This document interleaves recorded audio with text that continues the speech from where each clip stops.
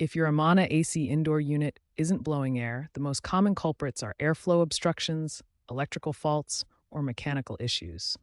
First, check the air filter. A clogged filter is the most frequent cause, trapping dust and blocking airflow. Replace it every 1 to 3 months. Next, inspect the evaporator coils. Ice buildup or dirt reduces heat exchange, preventing proper airflow. Clean them with a soft brush and coil cleaner. If those aren't the issues, the blower motor could be at fault. Capacitor failure or belt slippage can halt the fan.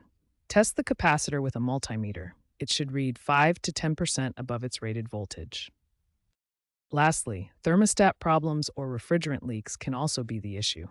Ensure your thermostat is properly wired and calibrated.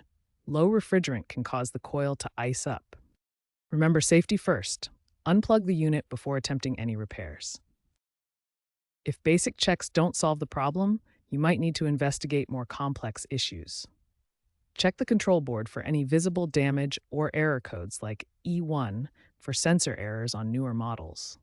As of 2026, a common problem reported is capacitor failures in blower motors, especially in units from 2018-2022.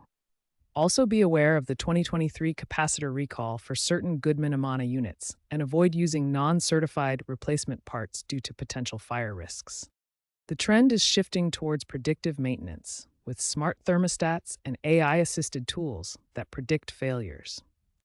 Newer Amana models are using eco-friendly R32 refrigerant, which reduces leakage risks. While DIY fixes have a good success rate for simple issues, professional repairs average $150 to $400. Look for AI-driven apps to handle most common fixes by 2030.